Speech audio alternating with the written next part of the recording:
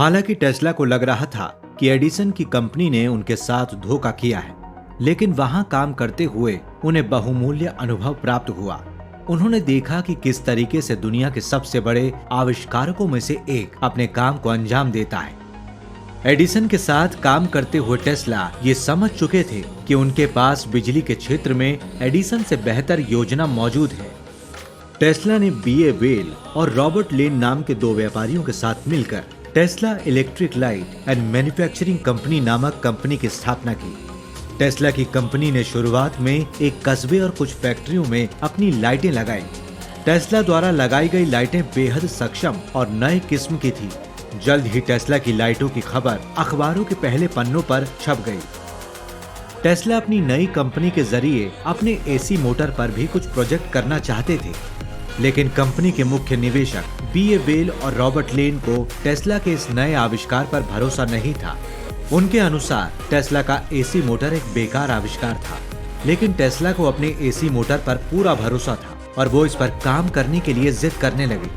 Tesla को उम्मीद थी कि आखिर में दोनों मुख्य निवेशक उनकी बात मानकर AC मोटर पर काम करने के लिए राजी हो जाएंगे, लेकिन टेस्ला को तब बहुत बड़ा झटका लगा जब B.A. वेल और रॉबर्ट लेन ने उन्हें ही कंपनी से बाहर कर दिया। टेस्ला के पास अब केवल कंपनी के कुछ स्टॉक बचे थे, जिनकी उस समय कोई भी कीमत नहीं थी। टेस्ला एक बार फिर से दिवालिया हो गए। अपनी ही कंपनी से निकाले जाने के बाद टेस्ला के लिए अगले कुछ महीने बहुत मुश्किल साबित हुए। कई बार ऐसा हुआ कि टेस्ला के पास खाने के लिए पैसों का भी इंतजाम नहीं होता था। एक दिन टेस्ला काम की तलाश में बाहर निकले और उन्होंने कुछ मजदूरों को गड्ढा खोदते हुए देखा। टेस्ला वहां के ठेकेदार के पास पहुंचे और उन्हें भी कुछ काम देने के लिए कहा। टेस्ला के पहनावे और उनके सफेद नर्म हाथ देखकर ठेकेदार हंसने लगा, लेकिन फिर उसने टेस्ला को गड्ढा खोदने के काम पर लगा दिया। दिन का अंत होने पर टेस्ला ने सभी मजदूरों से ज्यादा काम करके दिखाया। ठेकेदार टेस्ला से बहुत प्रभावित हुआ और उन्हें $2 का मेहनताना दिया, जो कि उस समय बड़ी बात थी। टेस्ला एक बेहद मेहनती व्यक्ति थे और उन्होंने अपनी नई कंपनी शुरू करने के लिए भी कोशिश जारी रखी। आखिरकार टेस्ला की मेहनत रंग लाई। अल्फ्रेड ब्राउन और चार्ल्स पेक ने टेस्ला के AC मोटर में विश्वास दिखाया और उनके साथ कंपनी शुरू करने को राजी हो गए। तीनों ने मिलकर टेस्ला इलेक्ट्रिक कंपनी की स्थापना की। कंपनी के लिए फंड का इंतजाम चार्ल्स पेक ने अपने दोस्त के जरिए किया, जो कि उस दौर के सबसे धनवान लोगों में से एक JP मॉर्गन के अच्छे दोस्त थे। जल्द ही टेस्ला इलेक्ट्रिक कंपनी को अपना पहला पेमेंट हासिल हो गया। टेस्ला के लिए ये एक बड़ी सफलता थी। टेस्ला इलेक्ट्रिक कंपनी आने वाले कुछ सालों में अमेरिका के बिजली उत्पादन क्षेत्र में तहलका मचाने वाली थी। कुछ दिनों के बाद टेस्ला के पुराने दोस्त एंथनी न्यूयॉर्क आ गए और उनके साथ लिबर्टी स्ट्रीट में पहले व्यावसायिक AC मोटर के निर्माण में जुट गए। टेस्ला जानते थे कि नई तकनीक इतिहास का रुख बदलने की क्षमता रखती है और उनका AC मोटर एक ऐसी ही नई तकनीक है। टेस्ला, रॉबर्ट ब्राउन और एंथनी ने लिबर्टी स्ट्रीट पर स्थित लैब में AC मोटर के उत्पादन के लिए कड़ी मेहनत शुरू कर दी। वहीं दूसरी ओर चार्ल्स पेक कंपनी की आर्थिक परेशानियों को दूर करने के लिए काम कर रहे थे। इसके अलावा वो टेस्ला के आविष्कारों के लिए पेटेंट लेने का भी काम देख रहे थे। इसी दौरान टेस्ला के AC मोटर प्रोजेक्ट की चर्चाएं पत्रकारों के बीच होने लगी और जल्द ही उनका काम अखबारों में छपने लगा। American institute of electrical engineers ने उन्हें अपने AC मोटर के बारे में लेक्चर देने के लिए बुलाया। टेस्ला और उनके आविष्कार AC मोटर के लिए ये लेक्चर बहुत महत्वपूर्ण साबित होने वाला था।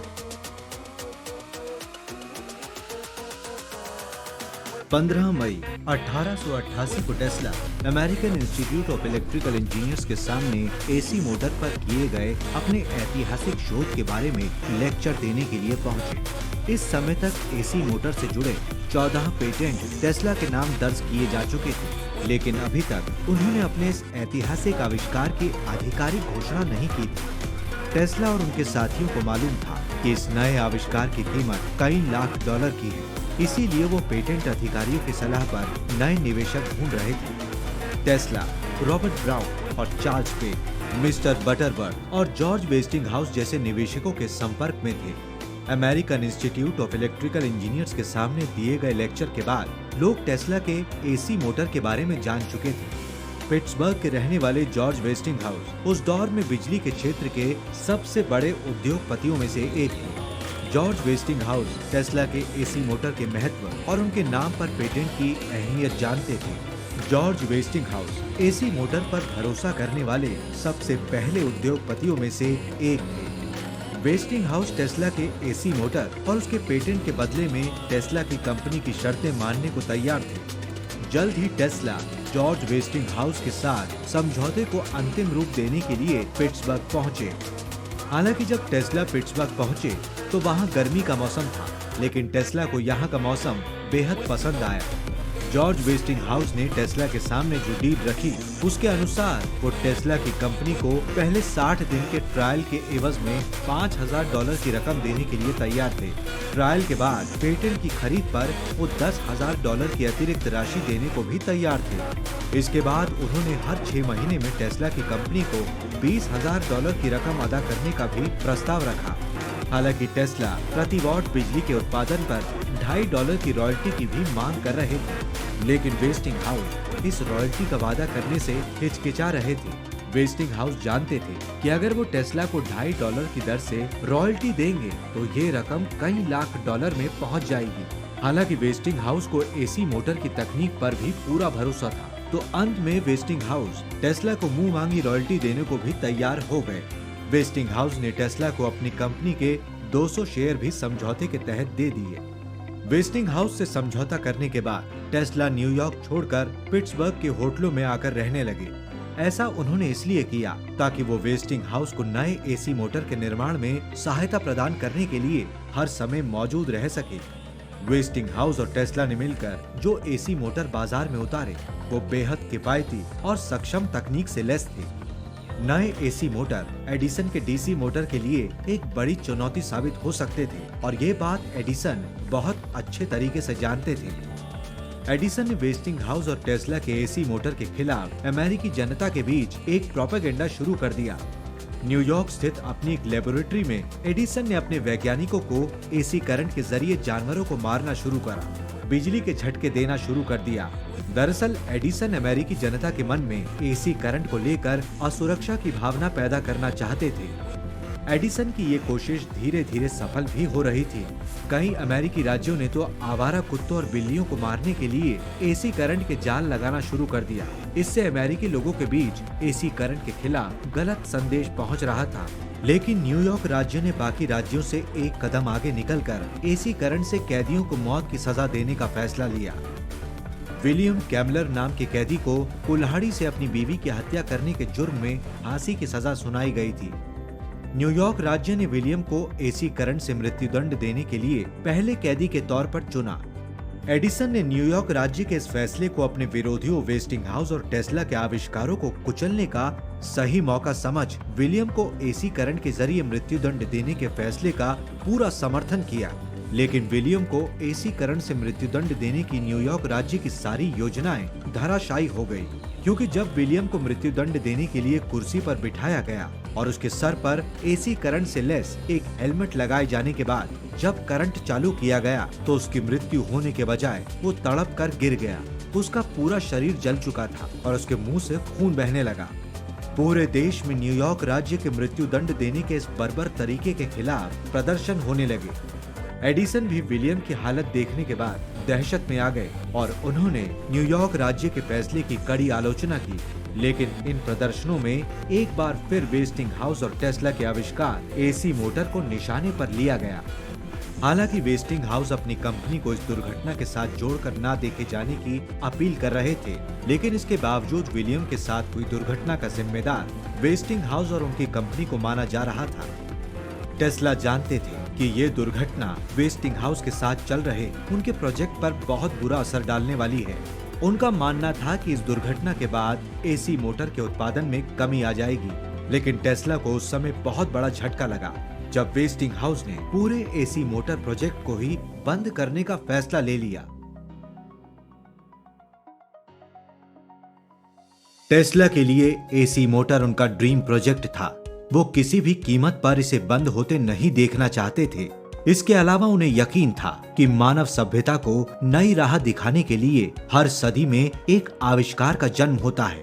उन्हें पूरा विश्वास था कि एसी मोटर एक ऐसा ही आविष्कार है हालांकि टेस्ला जानते थे कि एसी मोटर का उत्पादन करने से इस समय जॉर्ज वेस्टिंगहाउस को बहुत बड़ा नुकसान होगा, लेकिन टेस्ला एसी मोटर के प्रोजेक्ट को दोबारा चालू करने के लिए कोई भी कीमत चुकाने को तैयार थे।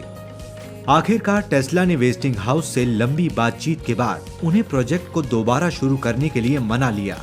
प्रोजेक्ट को दोबारा शुरू करवाने की कीमत टेस्ला ने एसी मोटर से उत्पादित बिजली पर मिलने वाली रॉयल्टी को खोकर अदा की। जिस समय टेस्ला ने ये रॉयल्टी छोड़ी उस समय इसकी कीमत लगभग $2 लाख से अधिक थी, लेकिन टेस्ला ने इसकी चिंता बिल्कुल नहीं की। उनके अनुसार इंसानों को इस आविष्कार से जो फायदा होने वाला है वो अमूल्य होगा। इसी दौरान टेस्ला को अमेरिका आने के बाद से पहली बार वापस यूरोप जाने का मौका मिला। पेरिस में एक यूनिवर्सल नुमाइश का आयोजन किया जाना था और इसी में पेरिस के बीचों बीच आईफिल टावर का उद्घाटन होना था, लेकिन टेस्ला के लिए यूरोप का ये सफर मिला जुला रहा, क्योंकि टेस्ला के साथ पेरिस में उनके चिर प्रतिद्वंदी एडिसन भी मौजूद थे। नुमाइश और अन्य समारोहों के दौरान एडिसन को टेस्ला के मुकाबले बहुत अधिक सम्मान दिया जा रहा था, लेकिन टेस्ला ने पेरिस की इस यात्रा के दौरान अपने कई वैज्ञानिक साथियों से मुलाकात की और तकनीकी दुनिया में हो रहे नए आविष्कारों से भी परिचित हुए। नुमाइश खत्म होने के बाद एडिसन अन्य यूरोपीय देशों का दौरा करने चले गए और टेस्ला वापस अमेरिका लौट आए।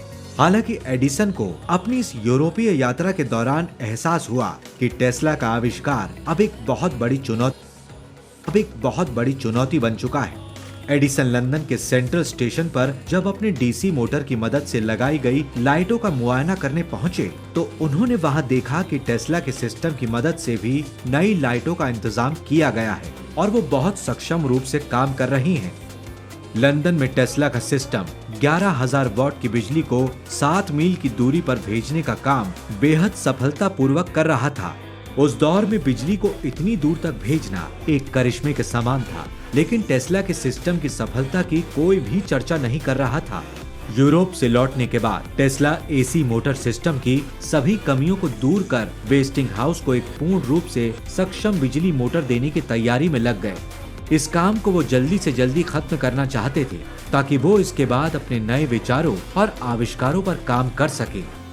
टेस्ला पिट्सबर्ग से लौटकर वापस न्यूयॉर्क की ग्रैंड स्ट्रीट में रहने लगे थे, लेकिन इसके बावजूद जब भी वेस्टिंगहाउस को उनकी जरूरत होती वो मदद के लिए पिट्सबर्ग पहुंच जाते थे। 1890 के दशक के दौरान टेस्ला ने वेस्टिंगहाउस की हर प्रकार से मदद की और उनके लिए नए क्लाइंट भी खोज कर लाए। टेस्ला ने कभी भी अपनी इस मदद के लिए किसी भी प्रकार की कीमत वेस्टिंगहाउस से नहीं वसूली। इसी दौरान टेस्ला अपने परिवार के सबसे चहेते और अमीर सदस्य बन चुके थे। अब वो यूरोप में अपने परिवार को पैसे भी भेजने लगे। टेस्ला के अंकल पाजो अक्सर यूरोप से टेस्ला के लिए बेहतरीन वाइन भेजा करते थे। उनके अंकल जानते थे कि टेस्ला को अमेरिकी शराब बिल्कुल भी पसंद नहीं आती। टेस्ला कहते हैं, अंकल पाजो द्वारा यूरोप से भेजे जाने वाली वाइन मेरे लिए एक मसीहा के समान थी और मैं उसका बेसब्री से इंतजार किया करता था। जैसे जैसे टेस्ला की लोकप्रियता बढ़ने लगी, सर्बिया और आसपास के लोकल इलाकों में टेस्ला अखबारों की हेडलाइन पर अक्सर नजर आने लगे। सर्बियाई और क्रोशियाई लोगों के लिए टेस्ला एक मसीहा और प्रेरणा स्रोत बन चुके थे। टेस्ला अपने नए आविष्कारों के बारे में सोचने लगे। टेस्ला चाहते थे कि वो एक ऐसी मशीन बनाएं जिसकी मदद से लोग लंबी दूरियों पर वायरलेस तरीके से एक दूसरे से संपर्क कर सकें। इसके अलावा टेस्ला नए नए तरीकों से बिजली के उत्पादन की भी योजना बना रहे थे। टेस्ला के जीवन का उद्देश्य ऐसी मशीनों का निर्माण करना था जो इंसान की शारीरिक मेहनत को कम करने में मदद कर सके। अगले ही कुछ महीनों के दौरान टेस्ला ने ऐसी योजनाओं पर काम करना शुरू किया जो उन्हें आने वाले 50 सालों तक व्यस्त रखने वाली थी। एक आविष्कारक के तौर पर टेस्ला की लोकप्रियता अमेरिका में भी बढ़ने लगी थी और मैगजीनों में उनके ऊपर बड़े बड़े आर्टिकल छप रहे थे। उन्हें केवल अमेरिका से ही नहीं बल्कि यूरोप से भी लेक्चर देने के लिए न्योते आने लगे।